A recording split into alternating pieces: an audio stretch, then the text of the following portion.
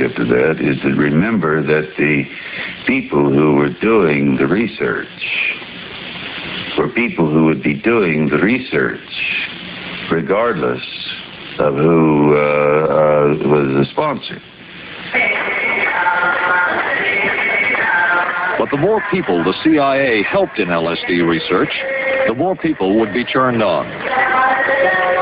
I know that some of the studies in which the CIA had supported used as subjects people who later became strong proselytizers of LSD. So, in that sense, yes, I think that did sustain the perpetuation of the use of the drug. And it's rather ironic, isn't it? I don't think anybody working in that time in the remotest ever thought that it would blow up into the kind of thing that it did.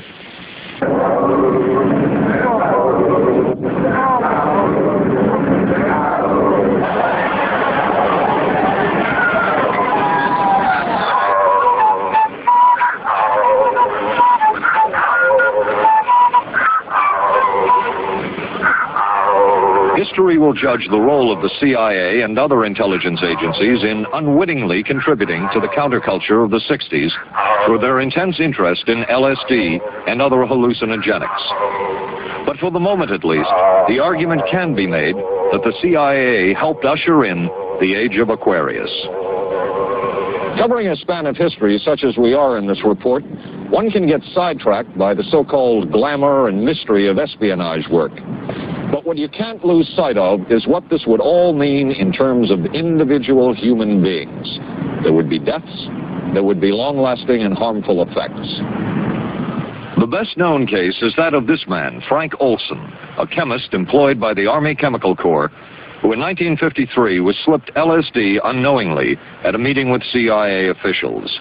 Shortly after that, Olson went into severe depression.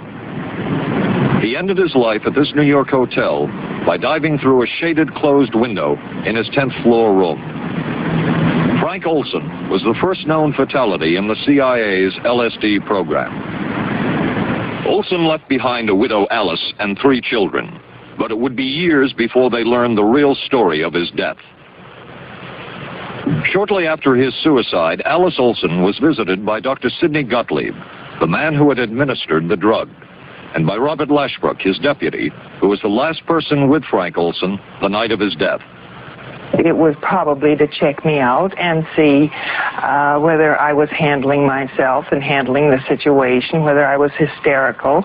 And I'm sure they left the house feeling ever so much better because I had been gracious and hospitable to them, so that I must have played right into their hand and made them feel fine.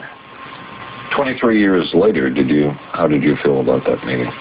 My anger was unbelievable at how I had been duped for this length of time, and the anguish which was unnecessary.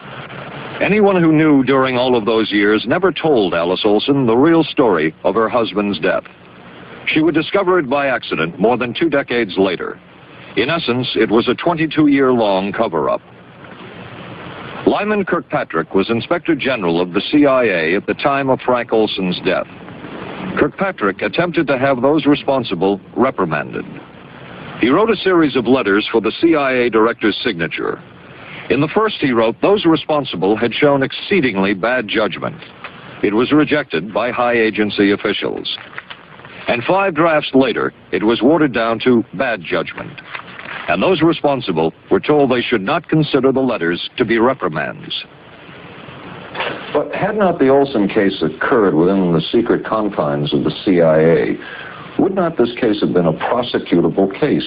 Perhaps manslaughter? I would think definitely prosecutable, and certainly from the point of view of Mr. Olson, why it should probably have been actionable. If you had an opportunity to say something to either Sidney Gottlieb or Bob Lashbrook, what would you want to say?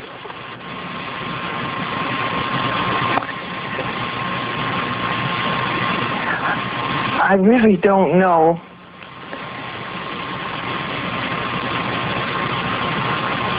Except to say that I believe that nobody has the power to intercede in people's lives in the way they did. Frank Olson's suicide slowed down the CIA's testing of LSD and other drugs, but only momentarily. It would soon pick up again, and the guinea pigs were mental patients and prisoners. Here at the Federal Drug Hospital at Lexington, Kentucky, Dr. Harris Isbell would test LSD and other drugs on prisoners. And as a reward, they would be given the drug of their addiction. One of them was Eddie Flowers, then a teenage addict. He is now fully recovered and is a director of this Washington, D.C. Drug Rehabilitation Center. It's really Alice in Wonderland. Here you were in a public health facility for drug rehabilitation. You're being given LSD without your knowledge, and as a reward for it, you're getting heroin. Well, when I look back on it, I get angry because the biggest piece of me recognizes that I was used. Okay, that a weakness was capitalized on. The CIA was not the only government agency interested in the possibilities LSD and other drugs presented for mind control. The Army Chemical Corps first started working with the CIA and then branched off on its own. It too tested drugs on unwitting victims, and a death would result. The case of this man, Harold Blower, a tennis pro, seen here with his daughter Elizabeth, is well known. In 1953, Blower was a private patient at the New York State Psychiatric Institute. He was given 5 injections of a mescaline derivative that was being tested secretly for the Army Chemical Corps. With the 5th injection, Harold Blower died. As with the Olson case, a 22-year cover-up followed, until finally the Army admitted the real details of Blower's death.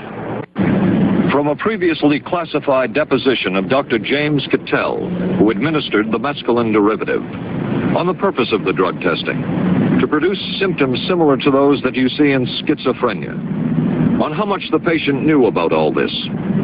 We didn't delineate all the possibilities of what might happen, because then you contaminate your experiment. Cattell then relates that he never even knew what drug he had given Harold Blower because of the secrecy of the Army experiments. We didn't know whether it was dog piss. This was secret.